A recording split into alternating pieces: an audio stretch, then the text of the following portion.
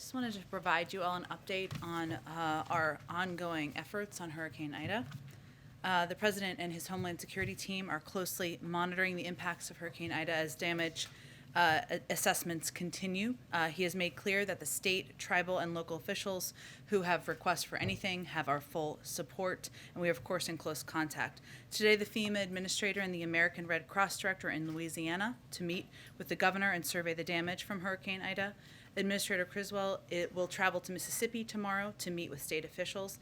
And as Ida continues to move to the northeast, we expect heavy rain to continue. There's life-threatening flash flooding that remains a threat in West Virginia, Pennsylvania, D.C., and elsewhere. In the Gulf Coast, search and rescue efforts are underway. 12 urban search and rescue teams are currently operational in Louisiana to support state and local efforts. The Coast Guard has been doing overhead flights, including in Grand Isle, to search for anyone in need of assistance. So far, urban search and rescue teams have assisted over hundreds of survivors, and their work continues. We're also in regular contact, which is a huge priority for people in the region, with private electricity companies to ensure they have the resources they need as they work to restore power in Louisiana and Mississippi, where more than 1.1 million customers remain without electricity. We've seen some people in Mississippi get electricity back, and we're hopeful we'll see continued improvements. There are more than 25,000 linemen from 32 states and D.C. in the region racing to restore power. And FEMA has staged nearly 250 generators in the region to support impacted areas. We're going to get more generators to the area to get more power to the emergency services that need it the most. We also want to make sure that individuals in the impacted areas of Louisiana know they can apply for federal assistance. We would encourage anyone in need of assistance to visit disasterassistance.gov or call 1-800-621-FEMA. As of this morning, 48 shelters are open in affected areas throughout the Gulf Coast. FEMA has staged more than 4.4 million meals, 3.2 million liters of water, and more than 124,000 tarps in the region. And additional ambulance crews have been transported to Louisiana and Mississippi. The Department of Transportation also issued a regional emergency declaration for states including Alabama, Arkansas, Louisiana, Mississippi, Tennessee, and Texas, providing flexibility for transporting fuel as well as essential items like food, water, and power restoration equipment to support emergency relief efforts. And today we have two additional actions to announce to increase the availability of gasoline and ease price pressures. First, the department will extend and amend an emergency declaration that offers temporary flexibility to how many hours a truck driver can drive. This applies nationally to goods that support the COVID-19 response and will now include gasoline and other types of fuel, building materials, medical supplies, and food. Because the hurricane is hitting a region that is a key center of the nation's oil production and refining infrastructure, this waiver should help reduce the risk of gasoline shortages or price increases stemming from the hurricane. DOT's top priority remains safety, and this waiver is accompanied by additional safety-related reporting requirements to allow the department to monitor driver working hours. And second, the EPA has approved emergency fuel waivers for Louisiana and Mississippi, effective immediately, which will expand the supply of gasoline that can be sold in these two states and increase availability at this critical time. We are continuing to assess, and we'll continue to provide you all updates. Why don't you kick it off, Josh? Good to see you. Good to see you. Thanks, Jen. Two subjects. First, on Afghanistan. The president said that any additional evacuations will go through diplomatic channels and that the United States has leverage over the Taliban. Can you tell us what those channels look like and what kind of leverage the United States has? Absolutely.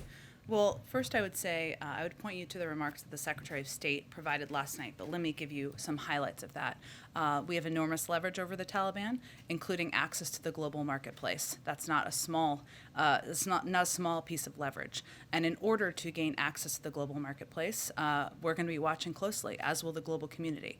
I would note that yesterday the UN Security Council also passed a resolution that made clear to what the expectation is in terms of safe travel and evacuation, or departure, I should say, of individuals who want to leave Afghanistan.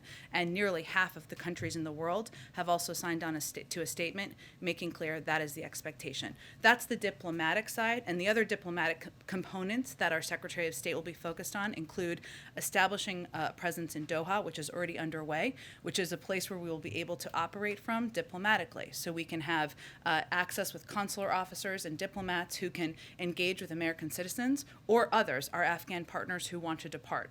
we're working to set that up now. The other piece is engagement with the Taliban, which will continue through our ongoing channels that we have with the Taliban on the diplomatic front. The other piece of this, which is very important, is operational, which is opening the airport and regional airports, and also ensuring that there is overland travel that is possible, which means being able to leave across borders. And the president touched on this in his statement. On the airport front, the more specific piece we're working on with the Qataris and the Turks, who are important partners here, is getting the civilian side of the airport up and operational again, so that we can use that not just for flights for people to depart, but also for humanitarian assistance, which we would work through programs like the World Food Program and others to distribute. So there are a number of channels. This is a priority the Secretary of State will be leading. They'll continue to provide updates, and we're hoping to make progress in the coming days. And secondly, on the economy, you were asked the other day about the expiration of the extended unemployment benefits. We know that black unemployment in this country is above 8%. It's above 7% in New York, Nevada, Illinois, California.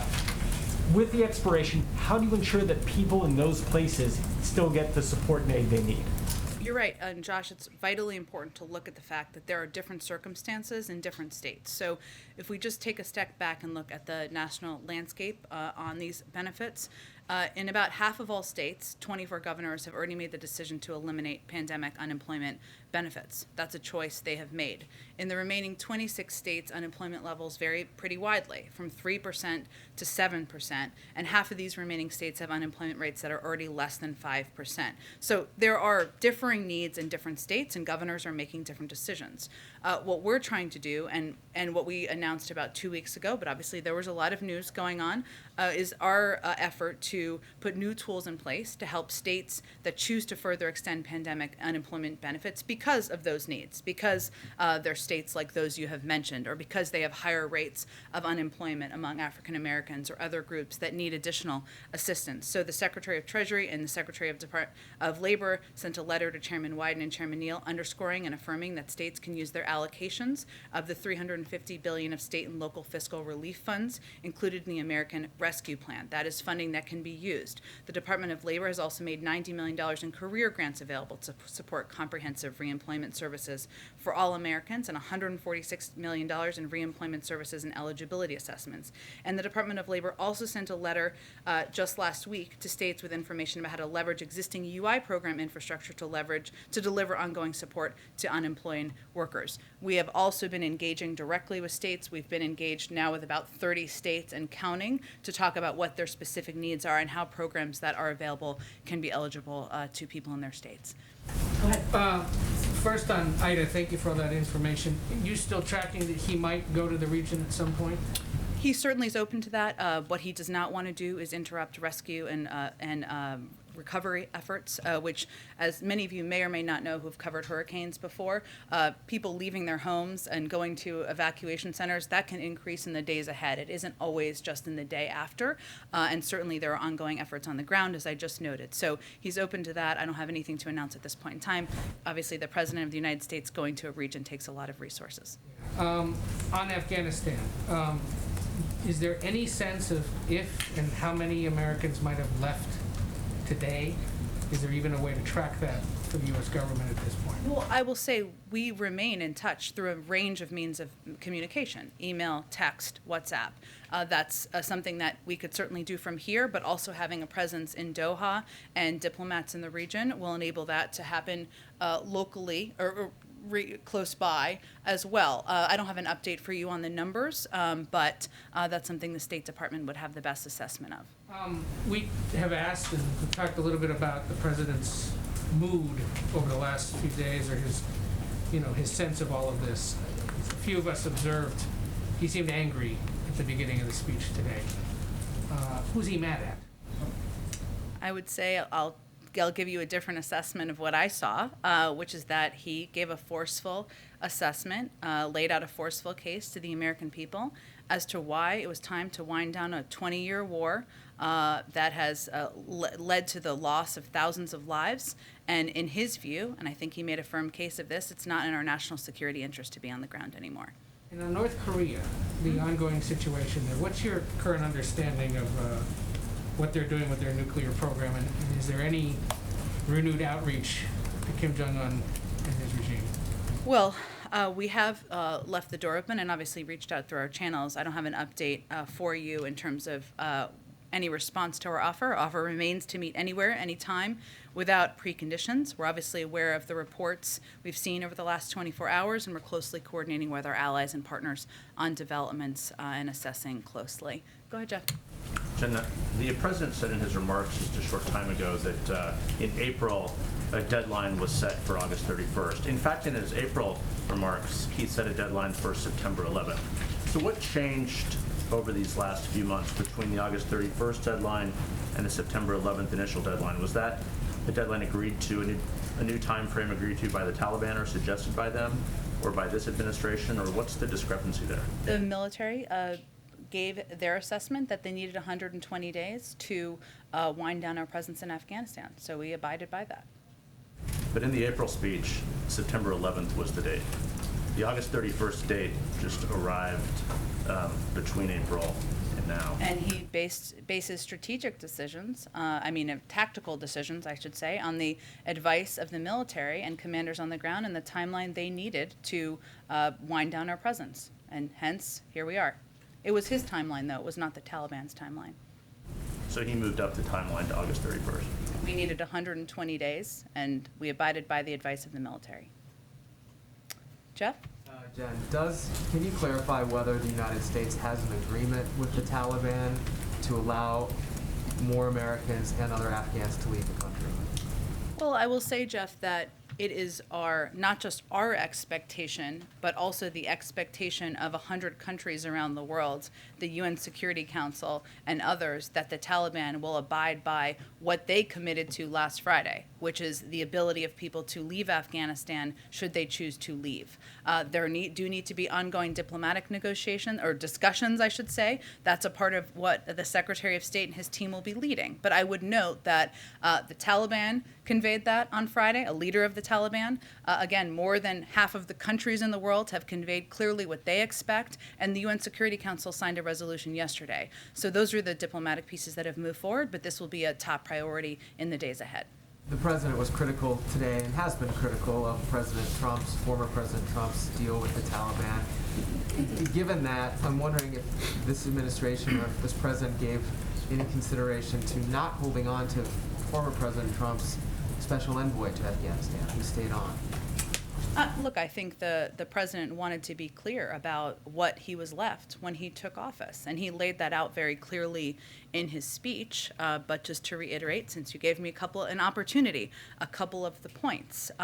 When the president took office, there was a deadline that was just 3 months away that included, for May 1st, that included no requirement that the Taliban work out a cooperative governing agreement with the Afghan government.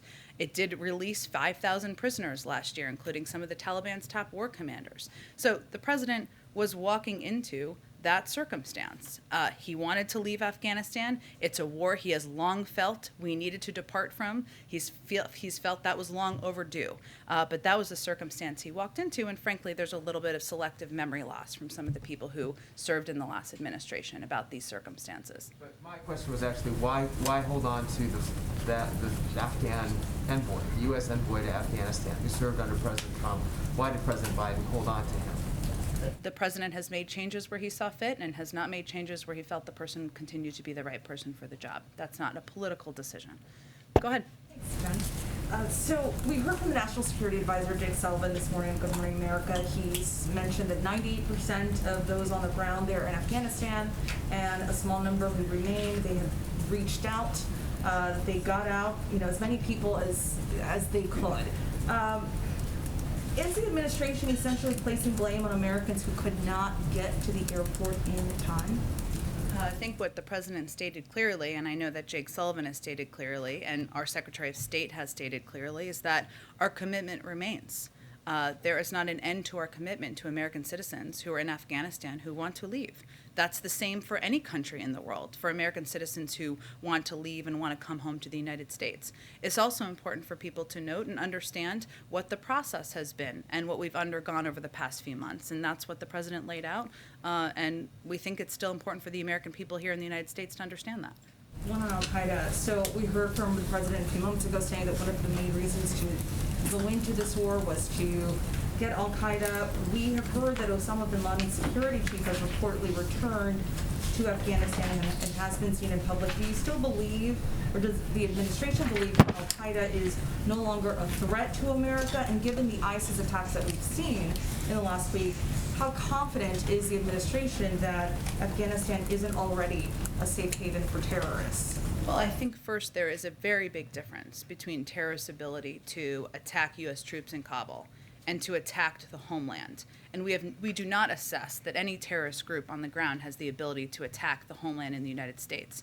It is incumbent upon the president, the national security team, to prevent that from ever being the case. But there is a very big difference between those two. Go ahead. I know that the military obviously recommended to the president, or at least he said they recommended to the president that it would be best to leave, keep that August 31st deadline. But the president himself, in his interview with ABC News, said that if there's American citizens left, quote, we're going to stay until we get them all out. I think the president's explained his rationale for leaving 100+ Americans behind. But can you talk about why he allowed his credibility on this issue to sort of go out the door on making a flat promise and then not keeping it? Well, first I would say that the president remains committed to getting every American citizen who wants to get out.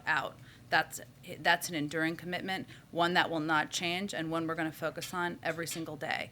I would also note that over the course of the last 2 weeks, we have seen a terrorist attack that took the lives of 13 of our service members. And there was and part of our assessment always is going to be the risks, a risk assessment. So I think the question was, do you leave 6,000 service members as there are heightening threats, heightening risks every single day? Or do you work through a diplomatic process and efforts to ensure that we will have the ability to get these American citizens out? That's the assessment we made. After that terror attack, you and he made clear that you weren't going to let the terrorists sort of dictate the timeline. And we didn't, and we've evacuated tens of thousands of people since then. I guess, was it a mistake for the president to have promised that we would remain until everybody left the country? We are going to get every American citizen out. That has not changed. One last one on, you mentioned the leverage that we might have and how access to the global marketplace was a big element of that. Can you kind of explain how the sanctions regime that's currently on the Taliban is going to apply to what is now the government of Afghanistan? Is there a chance for Afghanistan, the country, to access its reserves or sort of avoid those sanctions? Will the central bank be sanctioned? Are they going to have that ability as part of this sort of partnership that you've talked about? Well, it's going to be based on what their behavior is. And I think the president clearly outlined that we're going to be watching, as the world will, what the Taliban does. That is certainly allowing American citizens to depart. It's certainly allowing Afghans and our partners to depart.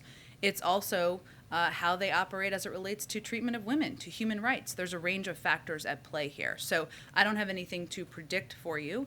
Obviously, there's a great deal of economic leverage. You referenced sanctions that are already in place that we have, that the global community has, and we'll have to assess how things happen over the course of the coming days, weeks, and months. Go ahead, Jackie. Thanks, Jen. One question on the dignified transfer, and then I want to get to Afghanistan. Some of the Gold Star families have criticized the president's conduct at the dignified transfer. There was a father of one Marine who said that the president appeared to be checking his watch every time a flag-draped transfer case came out of the plane. And a sister of another Marine said that it felt like a fake and scripted apology. Was the president looking at his watch, and does he have a message to those people who felt that they were offended?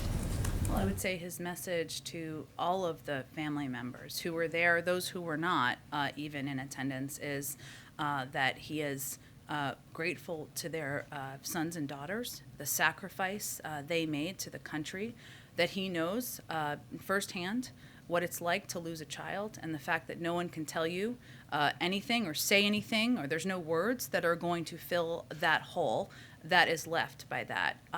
he's not going to speak to, and I'm not going to speak to the private conversations. Of course, they have the right to convey whatever they would like. But I will tell you from spending a lot of time with him over the past couple of days that he was deeply impacted by these family members who he met just 2 days ago, that he talks about them frequently in meetings and the incredible service and sacrifice of their sons and daughters. That is not going to change their suffering, but I wanted to convey that still. Go ahead. On the future aid to the Taliban that Jake Sullivan was talking about this morning. Yeah. He said when it comes to economic and development assistance with the relationship with the Taliban, it'll be about the Taliban's actions. Should we understand that to mean that economic and development assistance could translate to taxpayer money eventually going to the Taliban at some point? I know it's different from the humanitarian aid we've been talking about, the World Food Program and things like that, but these specific references that Sullivan made this morning. Well, I would go back to kind of the earlier question on this. There's an enormous amount of money they have at in the Federal Reserve. I shouldn't say they. The government of Afghanistan has in the Federal Reserve, which they don't have access to right now. That's actually their money that's being held there. So that's one of the questions here. There are also sanctions that are in place on a number of leaders. Obviously, that prevents them from doing business in various parts of the world. I think that's really what Jake Sullivan was referring to. Go ahead. To get back real quick to this issue of leverage, and I understand the U.S. plans to use that leverage for safe passage, but what specifically does the U.S. also want to see from the Taliban that they would use that leverage to get? You mentioned human rights or women's rights. Will the U.S. use its leverage if, for example, the Taliban doesn't allow girls to go to school or appears to be violating basic women's rights? I think the president said that in his speech. Okay.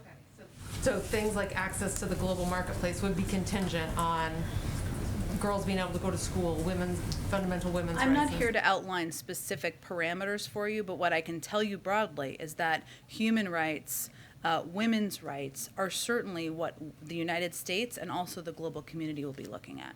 And I know the president also said in his speech that that assumption about how long the Afghan government would hold on, how long the military would be able to hold on, he acknowledged that that was a failed assumption. Who is responsible for that assumption? Is the president frustrated with his team at all for having made that false assumption? We don't have the luxury of being frustrated. Our focus right now is on continuing to move forward on our diplomatic efforts and continuing to do everything we can to get our Afghan partners and American citizens out and to get Afghans who have fought by our side safely settled in the United States and third countries around the world. Go ahead. Was that like a military assumption, though, or was that an assumption coming I from don't the think intelligence anyone community? assessed that they would collapse as quickly as they did. Anyone in this room, anyone in the region, anyone anywhere in the world. If you have anyone who did, I'd be surprised. Go ahead. Thanks, Jen. The Afghan interpreter who helped rescue then Senator Joe Biden when he was stranded 13 years ago in Afghanistan is now in hiding. He told the Wall Street Journal, "Hello, Mr. President, save me and my family, don't forget me."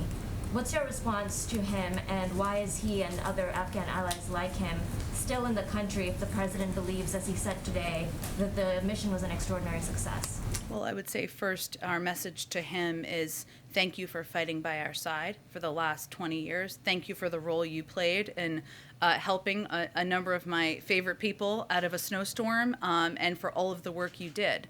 And our commitment is enduring, not just to American citizens, but to our Afghan partners who have fought by our side. And our efforts and our focus right now is, as you heard General McKenzie say and others say over the last 24 hours, is to the diplomatic phase. We will get you out. We will honor your service, and we're committed to doing exactly that. Go ahead. Thanks so much, Jen.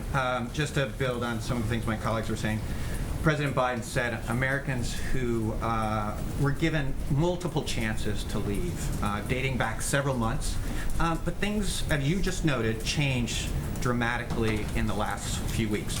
My question is, how many of those families said they wanted to stay in Afghanistan in the last few weeks, 2-3 weeks?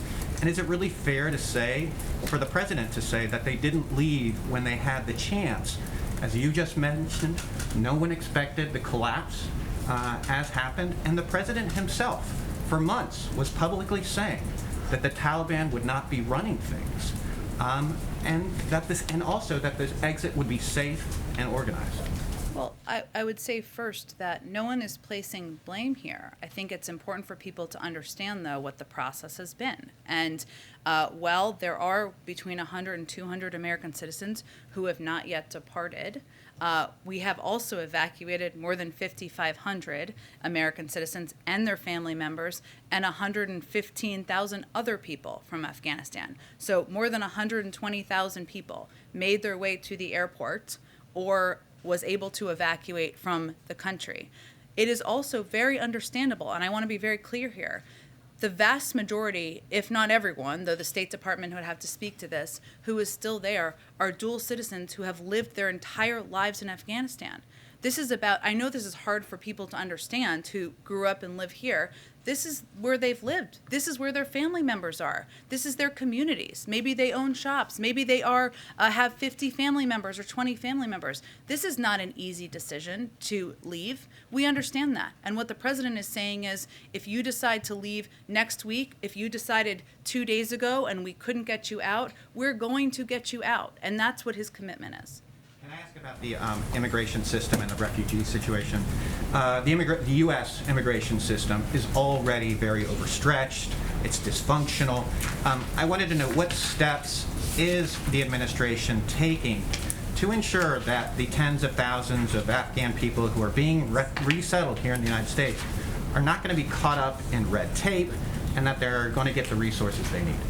Well, first, the president has asked the Secretary of Homeland Security to lead this effort, and there is a process that includes not just a thorough background check and vetting process, but as individuals come to the United States, some will end up going to military bases where they will have access to a range of resources, including vaccines. Those who are parolees will be required to get those vaccines. And what we are working to do is ensure we are leveraging and working with all of the incredible refugee resettlement organizations around the country who are eager and open to helping these Afghan refugees, also to veterans organizations who are eager and open to helping these Afghan refugees resettle in the United States and work through as orderly a process using every lever of government from the U.S. military to the Department of Homeland Security to move this process as rapidly as we can. Go ahead, Amy. The president was very clear today, as he has been, about why he thinks U.S. forces should not be in Afghanistan right now. But he was part of the Obama administration in 2014 when the then president decided he needed to send troops back to Iraq after several years to deal with the Islamic State threat. Does the president rule out needing to send troops back to Afghanistan to deal with a similar threat should it arise now? I'm not going to look into a crystal ball in the future, but I think he's been pretty clear he doesn't have an intention to start another war and redeploy troops to Afghanistan. And what we've seen over the past week is that our over-the-horizon capacity can work and has worked in going after ISIS targets and killing people who went after our troops. So that's where our resources and our focus is going to be on at this point in time. I have another little bit of a crystal ball question. Okay. Ultimately, it will be up to the president to decide whether to establish diplomatic relations with a Taliban-only or Taliban-led government. And while Secretary Blinken and others have set some of the parameters for that, does the president himself have a view about whether it would be appropriate to ever have a full U.S. diplomatic relationship with the Taliban? Well, just like in any circumstance, it would depend on the conditions. But there's no rush to recognition coming from any aspect of this government or from the international community. Go ahead. Building on Ann's first question, does the president envision any situation in which he might deploy a large amount of U.S. troops abroad under his presidency? Any sort of foreign conflict that would require the sort of mass troop deployment that he just said we are trying to move past? I think one of the pieces that he talked about in the speech was how he views our engagement in the world, and I think this is probably why you're asking this question, and the horrible scenes and memories of the last few weeks. And as we think about how we embark on or how we use military force, these moments and these divisions of the last several weeks or months or years should stick in us, and stick in our minds. He made clear, first, we must set missions with clear, achievable goals, not ones we will never reach. And second, we must stay clearly focused on the fundamental national security interests of the United States. I mean, the president has not hesitated to use force when warranted. when he feels it's been warranted. He has done strikes in certain parts of the world. He has made very clear, and he said today, our work with you, we're not done with you, ISIS. That was a paraphrase, but he said it better. And that, I think, sends a clear message that he's going to go after terrorists. He's not going to hesitate to use the capacities and capabilities we have. But he also wants to be mindful about how we use thousands and large swaths of troops, and I think he was sending a clear message about how he views that. And the second question, the president has obviously been very consumed by this situation and by the hurricane, but as we roll into September, should we expect to start seeing him doing public events again for his economic agenda, particularly facing the month in Congress that awaits it? Absolutely. I think you can expect the president to be communicating over the coming weeks on a range of issues that are front and center on the minds of the American people.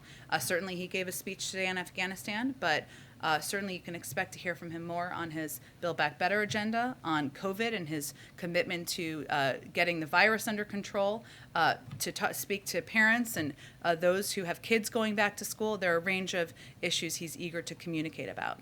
Absolutely. Go ahead. Did the president watch the takeoff of the last flight from Afghanistan yesterday? And has he been in contact with, any of the service members who were on the last flight? Well, he did. I know there's been some reporting out there on this, but I can confirm for you that the president learned of the last flight safely leaving Afghanistan when he was in the Oval Office, meeting with members of his national security team and some senior advisors. And a note was passed to his national security advisor, Jake Sullivan, who conveyed it to the president, the news to the president. Obviously, in those cases, for those of you who have watched these events closely, you have to wait until they're out of airspace. Hence, it was a little bit before you saw the announcement by the Pentagon. And he has conveyed repeatedly in meetings that I have at least been in to the military how grateful he is for their work, for the fact that they oversaw a historic airlift operation, one that evacuated more than 120,000 people in the middle of a civil war facing ISIS threats. He's conveyed his gratitude to them and to the work of his national security team repeatedly. When does the president plan to sign the bill that was passed in the Senate today that provides temporary assistance to Americans returning from Afghanistan? I'm sure as soon as possible, but I will have to check. Go ahead, Karen. Thanks, Jen. Just to go back to the line of questions from Justin, you heard the president say today that he remains committed to getting those Americans out. You said that commitment remains. You said it's an enduring commitment. You talked about the risk assessment that's been underway over the last couple of days or weeks, but it was less than 2 weeks ago when the president told ABC yes when he was asked, are you committed to making sure troops stay until every American who wants to get out gets out? He said yes. So obviously situations have changed, the threat increased as you've said, but why should those Americans believe that this commitment is enduring when 13 days ago that commitment changed? Because he's evacuated 5,500 American citizens and their family members and 120,000 total people over the last 2 weeks, nearly all of them since that time. Go ahead. You've described the drone strikes as successful and that America still has over-the-horizon capability. It appears that several children were killed in one of the drone strikes. Can you say that it was still successful if that was the collateral damage? And how will the U.S. determine that it has the intelligence necessary to keep carrying out these drone strikes if civilians are going to be caught in the crossfire? Well, first I would say we take civilian casualties and the possibility of civilian casualties incredibly seriously in our U.S. military, perhaps more than any other country in the world. There is an investigation, and I don't believe the military or CENTCOM has spoken to or confirmed what has been some reporting out there by news organizations. I will note that in CENTCOM's statement just 2 nights ago, they made clear that their assessment was that there was the vehicle that was the target also had explosives in it, and those explosives may have also led to an impact on the ground, but there's an investigation that's ongoing. And you're confident that in the 2 drone strikes the U.S. did, terrorists were killed in both of those strikes? I believe that's the assessment that's been put out by CENTCOM. Go ahead, April. Jen, Afghanistan and Ida. First, I want to start with Ida. When Katrina happened, then President George W. Bush put the Gulf Coast in a special category. And then President Obama, as you remember, you were here at that time, kept it in that category for a while to build it back up. Are we at that point now where some parts of the Gulf Coast, specifically New Orleans and that area, will be placed in another category to help rebuild yet again because of the devastation of Ida? Well, April, I will say that we're only on a couple days into the storm. I know you've covered these, as you've referenced in the past, and we don't know how to assess yet all of the impacts. But what I think the people of the region and the Gulf Coast should look at to evaluate how committed the president is to this is all of the preemptive resources he put in place, all of those he sent to the region, and the number of resources he's continuing to deploy from the federal government. So I can't assess that at this point in time, but I can tell you that the president receives briefings about the hurricane every single day, sometimes more than once a day, and has been for several days, and he's committed to delivering on whatever the needs are to help the Gulf Coast recover. Afghanistan, we talked to Greg Meeks, the chair of the House Foreign Affairs Committee, and he said there will indeed be congressional hearings on this longest war in U.S. history from the beginning to this moment. What is the expectation of this administration when it comes to these hearings, and what are you willing to offer? Full transparency as it relates to how all of this happened beyond these speeches, but going into the weeds as to why, the hows, the who, what, when, where, and whys. Well, I would say first, we've already done several briefings with members, including in the classified setting, over the course of the last several weeks. So that speaks to our commitment to answering questions they have and being able to play our role in working with them on addressing the last 7 months. Now it's a 20-year war, so there's obviously a lot to dig into. One more. Yep. But following up on Go that, ahead. but would this administration be willing to sit before hearings? Some in this administration go before Congress and answer questions about their part in this war. Again, I think we've clearly already been participating in Congress's asks, and we have already been briefing them. There haven't been specific requests made that I am aware of, and as they come, we'll speak to those. Embassies in the area doing in Europe and Spain to support this effort to help get Americans out and just this evacuation and going and shifting from the military operation to that of diplomacy? Well, there's been a huge role that our nation's diplomats have been playing already to date. Obviously, there's been a Herculean effort by the U.S. military on the ground, but our diplomats, the consular officers, many of them who are on the ground, or those who are making tens of thousands of phone calls to identify Afghan applicants, members of the vulnerable population, American citizens, that work will continue. And that work will continue to help get American citizens and others who have fought by our side out of the country. Go ahead, Rachel. Yeah, and the president said there's no deadline to get the remaining Americans who want to leave out of Afghanistan. But is there an acceptable timeline for the president for them coming home? Well, I would say, Rachel, if someone decides in a year they want to leave Afghanistan, we're going to help them leave. If somebody is now ready to, we're going to help them leave as quickly as possible. So I think that's what he was conveying. Go ahead. Thanks, Jen. I want to follow up on my question yesterday about deserving Afghans who did not get to leave. I think many people would understand that in the fog of war, despite the best efforts of the Marines and consular officers on the ground, mistakes are made.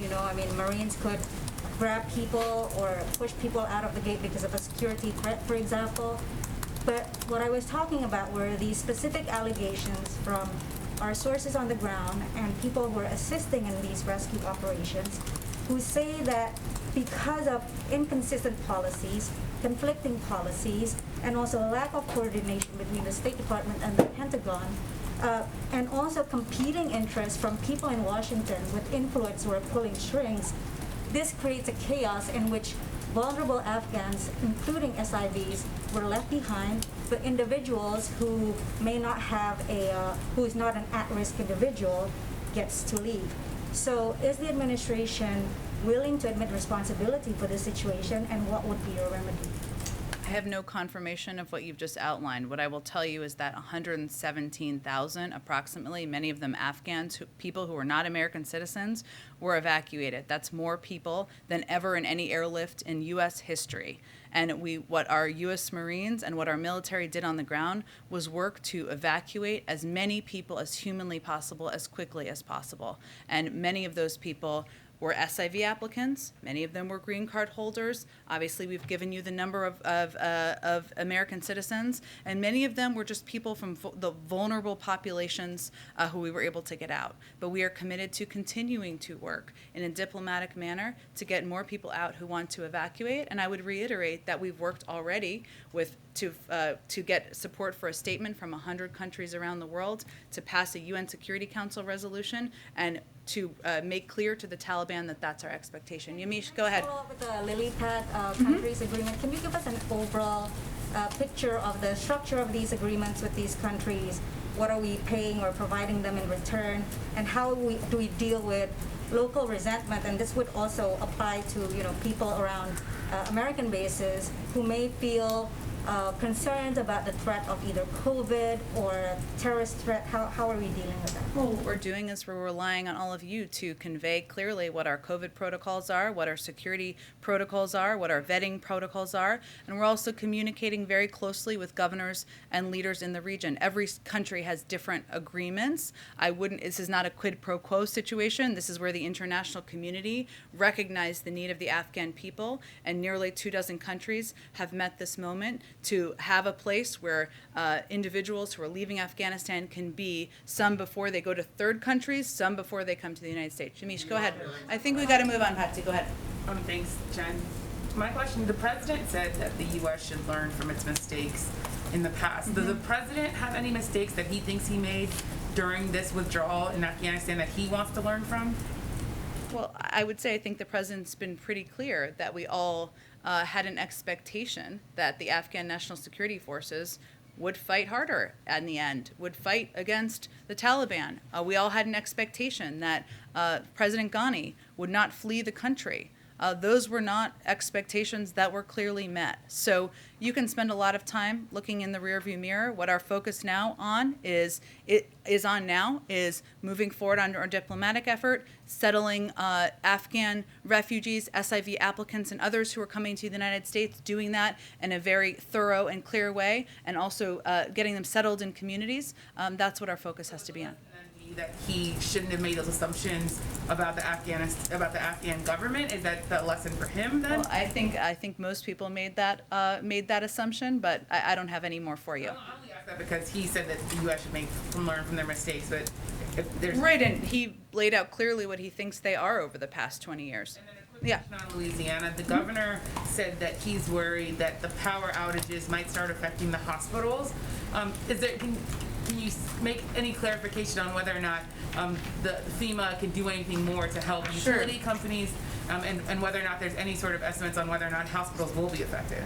Well, so initial reports from the local hospital distributor network indicate no supply chain disruptions, but he is right. I mean, this is an area where we are all watching, and this is why we are continuing to ensure there are necessary generators there, that we are engaged closely with health administrators and others about what their needs are and how we can deliver on them. One of the primary limiting factors on oxygen, which we don't see a shortage on, but is obviously an issue that we have to watch closely, is actually hazmat certified drivers. And what this is people who can drive around these oxygen tanks and facilities out to the hospital. So there's a number of pieces that we have to work through, and we are preparing in case there is a need in that regard. Thank you, Jen. Two quick follow-ups. Yesterday I asked about the Washington Post story that reported that the Taliban offered the United States control of Kabul, and instead the United States focused on the airport. Have you been able to review that report, and is it accurate? Well, I'm not going to speak to private conversations, but what I will tell you is that it obviously required the deployment of 6,000 U.S. military forces to secure the airport, given the Afghan National Security Forces collapsed from that protection. Our objective has never been, and the president's been very clear about this, having a military presence to control Kabul. So that's never been our objective. You've talked about how our commitment remains to these Americans, and you talked about how we're switching from a military effort to a diplomatic effort. For the Americans who are currently in hiding and who very much want to come home, not the other set, what is the administration's message to them? Should they try and head to the border? Should they try and book a flight out of there? Or should they remain in hiding and hope that the diplomacy kicks in?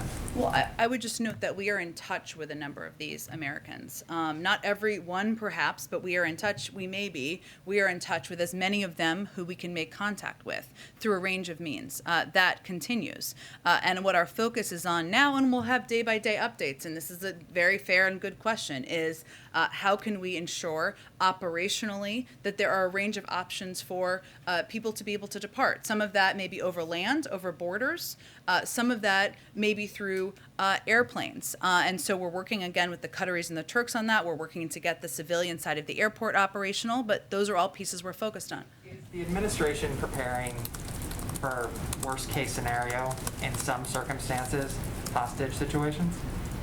Look, our focus right now is on making clear to the Taliban and to others in Afghanistan that we are going to get these American citizens out, that we are going to hold them to that account, and that's our focus. Thanks, everyone. I'll be back tomorrow. You told me that yesterday. Can I ask, now that I have your attention, can I ask you one question?